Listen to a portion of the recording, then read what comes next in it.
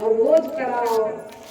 लेकिन हाँ ध्यान रहे ये बात किसी से मत बताना, अपने यहाँ जा करके किसी से मत बताना कि हम मिले थे। मन में छल होता है ना भैया, तो फिर जो है साम दाम दंड भेद सब अपना लेते हैं।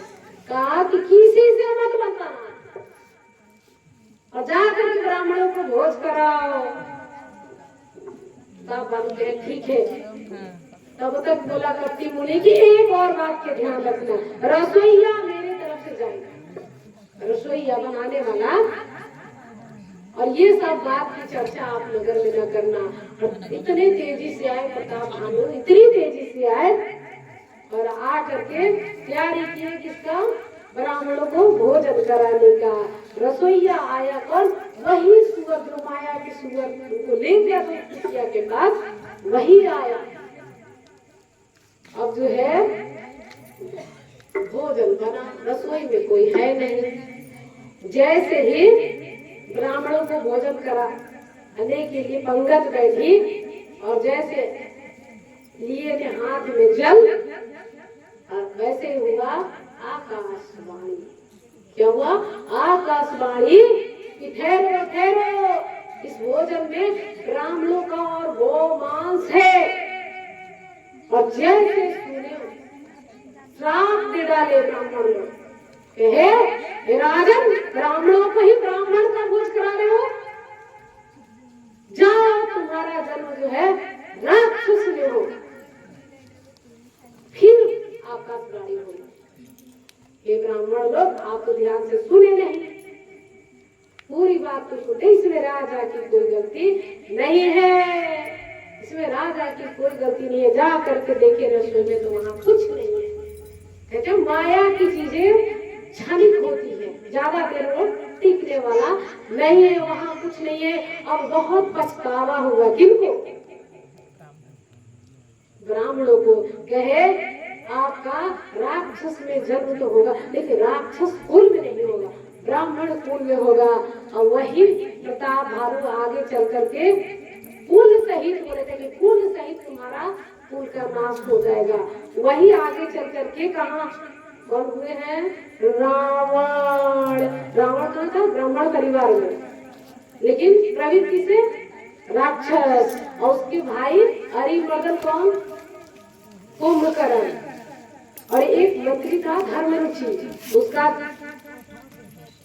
जन्म किसमें हुआ, विभीषण जी के रूप में हुआ। तीनों मिलकर के घोर तपस्या किए, घोर तपस्या। और कब तपस्या करके क्या हुआ, ब्रह्मा जी खुश हुए। ब्रह्मा जी खुश होकर के वरदान दिए। क्या वरदान दिए, सबसे पहले रावण वरदान मांगा, कहा कि मरे ना। और देखिए कहते ना खाली जाता है मरे ना, ब्रह्मा जी कहने वाला न चलेगा, दूसरा मारेगा। तब जुगाड़ लगा के कहा कि केवल मनुष्य और बंदरों से मरेंगे, बाकी किसी से मरेंगे नहीं। और जब कुंभकर्ण की बारी आई, कुंभकर्ण को कहा गया, क्या कहा गया भैया कि वरदान मांगो। तो कुंभकर्ण क्या किया, क्या मांगा है, जैसे मांगने वाला है तब तक क्या हुआ भैया, देवताओं को चिंता हुई कि अगर कुंभकर्ण जो है धरती को हमेशा ऐसे ही रहा तो धरती के सारा अनाज जो है, खाने पीने की चीजें जो है सब खा डालेगा। इसलिए इसको जो है क्या किया जाए, कुछ उपाय निकाला जाए, नहीं तो सृष्टि अनबैलेंस हो जाए, अनबैलेंस। अब बताइए कि खाली चावले चावले हो जाए और रोटी खाने को कुछ ना मिले तो फिर होता है ना अनबैलेंस। बैलेंस बनाना पड़ता है, प्रकृति को बैलेंस में चलना पड़ता है। कहते हैं ये जो गर्मी, इतना तापमान बढ़ रहा है, रातों दिन बढ़ रहा है तापमान, इसका कारण हम सब हैं।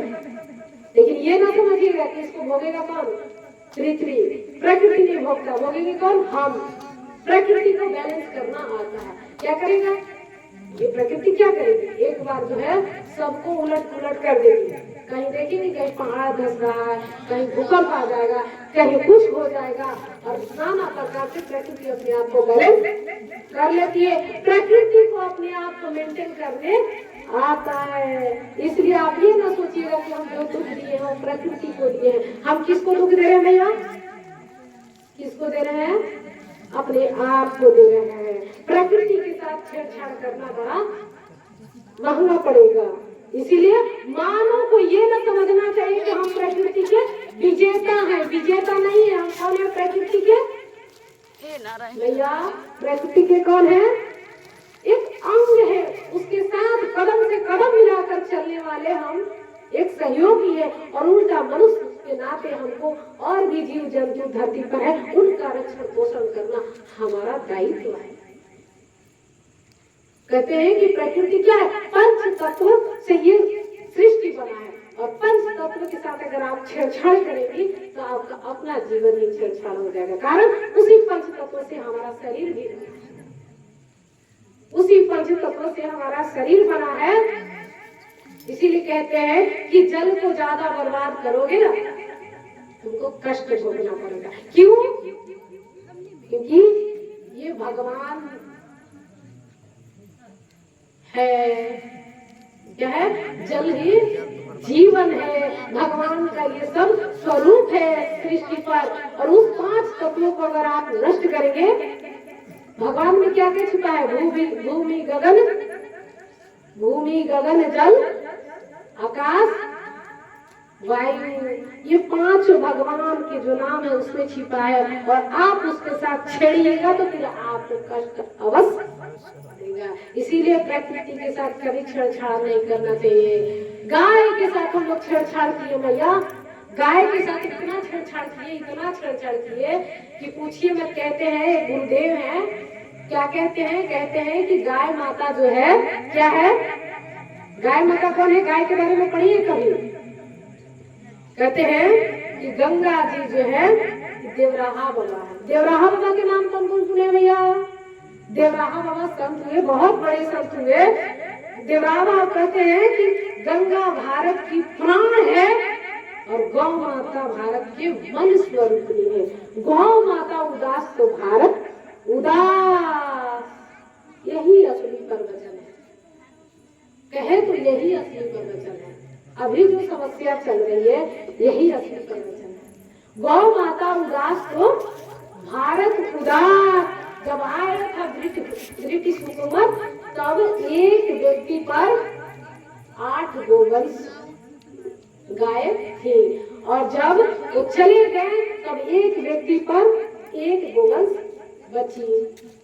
और आज के समय में एक व्यक्ति पर कहते हैं 8 व्यक्ति पर